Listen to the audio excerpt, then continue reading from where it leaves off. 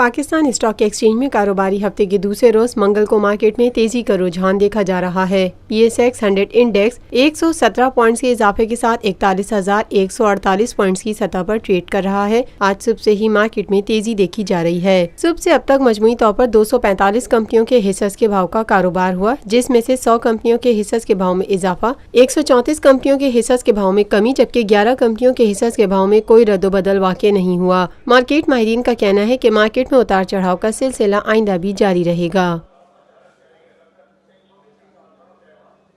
Lotus Lake Towers, a groundbreaking endeavor by Lotus Properties.